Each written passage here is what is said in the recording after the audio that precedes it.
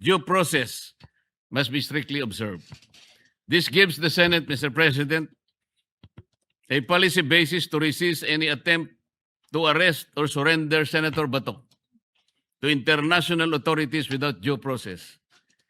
Even if offense is non-bailable, Senator Bato is still or should still be protected as long as he remains inside the Senate. Because, number one, Senate can assert custody over him as it did with Trillanes.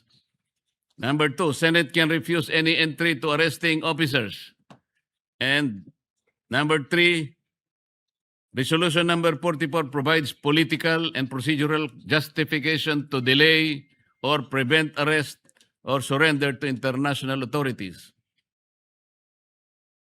Upon conferring with the people who had the floor, the honorable senators and Senator Soto, I'm hereby directing the Sergeant at Arms to complete his investigation, to continue to talk to the NBI and to former Senator Trillanes, and give us a written report within the next 30 to 45 minutes. For the information, the initial report of the Sergeant of Arms is that the NBI is claiming that they're here to arrest Senator Bato, but they do not have an arrest warrant.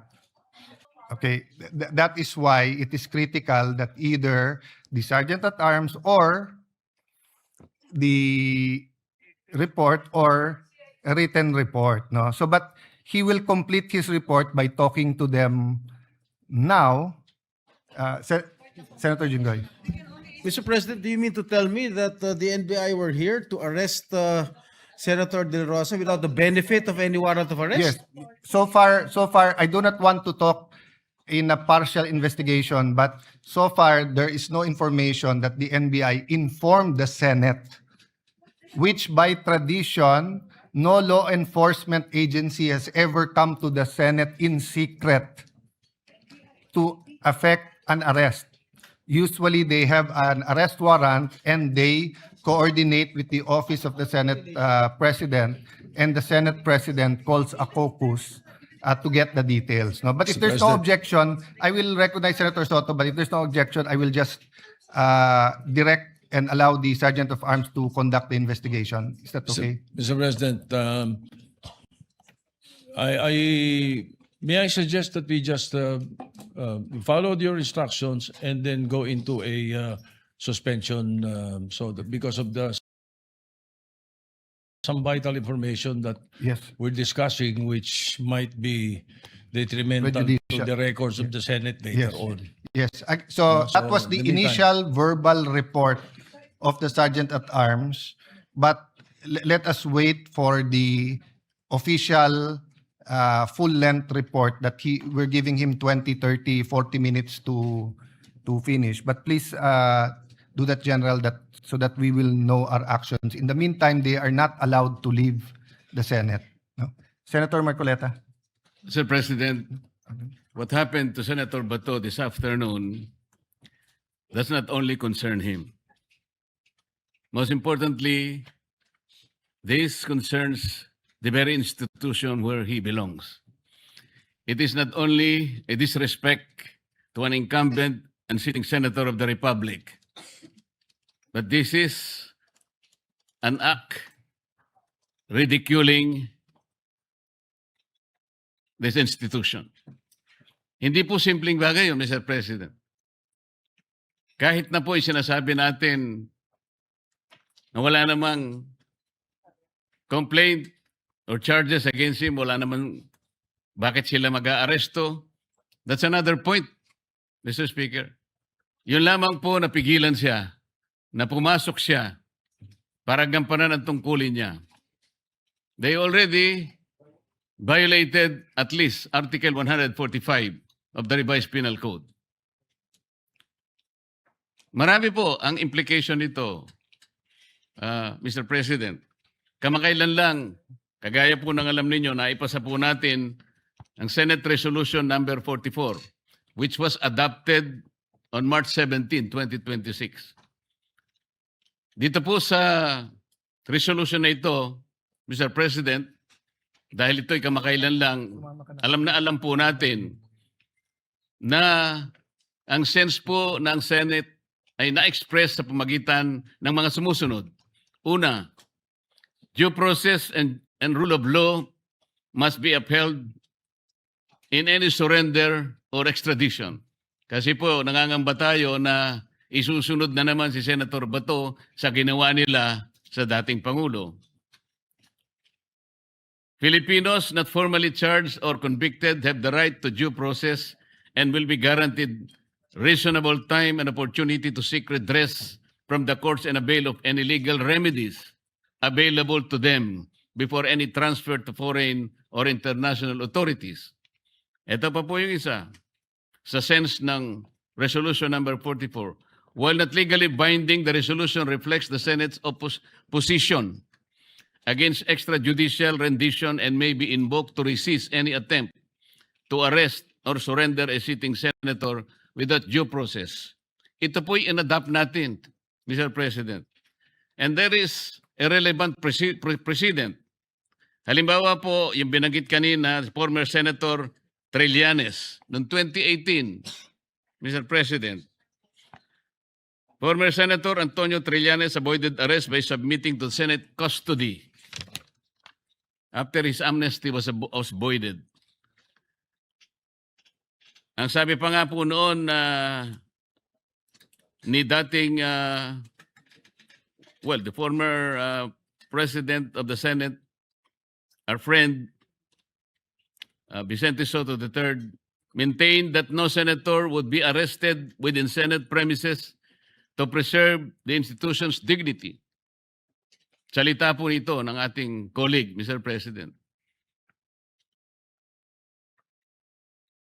The Trillanes precedent shows that the Senate can refuse to allow any arrest within Senate premises, even for a non-bailable offense, Mr. President. Senate Resolution number 44 strengthened this position. While not legally binding, it expresses the Senate's official stand on this matter. Filipinos must be protected from extrajudicial rendition. They must be given reasonable time to seek legal remedies before any surrender or extradition. Due process must be strictly observed. This gives the Senate, Mr. President, a policy basis to resist any attempt to arrest or surrender Senator Bato to international authorities without due process. Even if offense is non-bailable, Senator Bato is still or should still be protected as long as he remains inside the Senate. Because, number one, Senate can assert custody over him as it did with Trillanes. Number two, Senate can refuse any entry to arresting officers. And number three, Resolution number 44 provides political and procedural justification to delay or prevent arrest or surrender to international authorities. Mr. President, the arrest cannot be executed inside the Senate, and the senator can seek judicial remedies while under Senate custody. Thank you, Mr. President.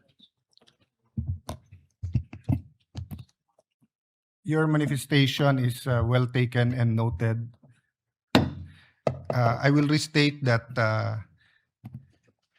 any government entity or any body, even judicial and quasi-judicial legislative bodies, their existence, of course, is always a priority. And when you have a collegial body like the House or the Senate, its members are given not only rights and responsibilities, but also privileges.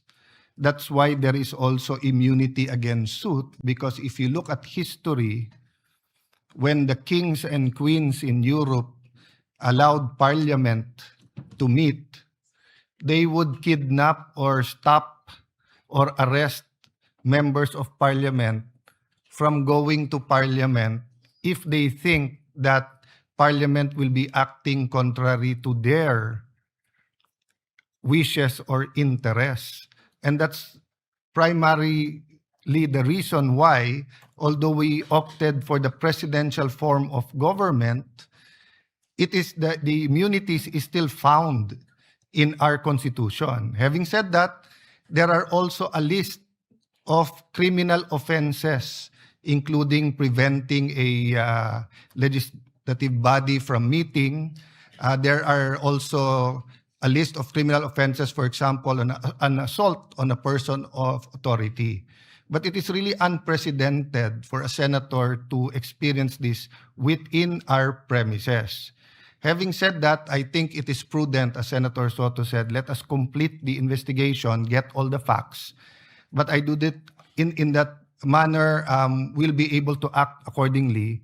But it is not also prudent to just dismiss them and for them to leave. No, that's why I'm asking also the Secretariat and the Committee on Rules to start thinking about drafting a letter, if not a subpoena, to the NBI director, so that it will be on the record who sent these agents and what were their primary objectives, or under what authority were they acting and what was their mission. No? We will suspend and let's confer with each other, and then we will give the Sergeant of Arms a few minutes. I've also asked my head of Legis, Attorney Sara, to accompany them to find out what really was their objectives. Senator Marcoleta, do you wish that your speech your manifestation be referred to a certain committee? Yes, Mr. President. But aside from that, I'd like to say that newspaper accounts has it that the CIDG issued a subpoena to Senator Bato on issues of extrajudicial killing. Mr. President, if that is a fact, then an impending case, a domestic case, is yet to be lodged against the senator.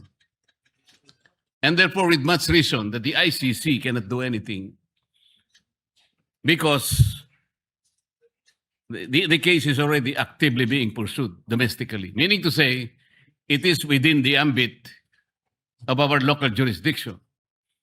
And considering that the ICC's core framework rests on the principle of complementarity, it is with much reason that the ICC has nothing or does anything to do with this because our domestic law has acquired jurisdiction already. Thank you, Mr. President. That's correct, Senator Marcoleta. In fact, many members put on record when we passed that resolution that while the Philippine Constitutional is operational, the warrant of arrest has to be issued by a Philippine judge. It has to be from the judicial authority.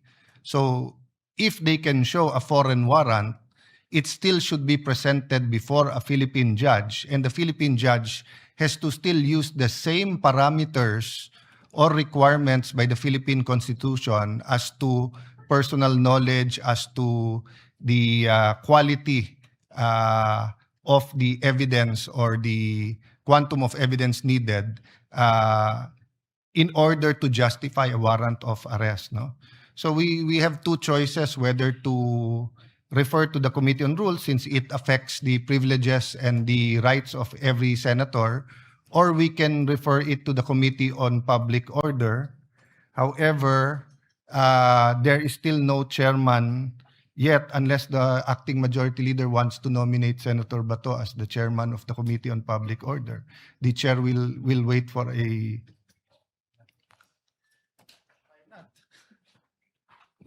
I don't see anyone objecting, Mr. President. So, with that, Mr. President, this representation would like to nominate the first chairperson of the new Senate Committee on Public Order, and that would be Senator Ronald Bato de la Rosa. I so move, Mr. President. Is there no objection? He is so elected.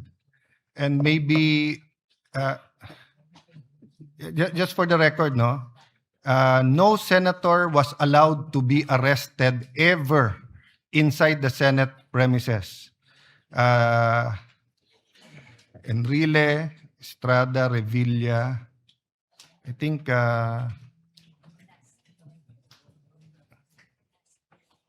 Trillanes, 4 na yon. So kung si Leila, de 5 na yon.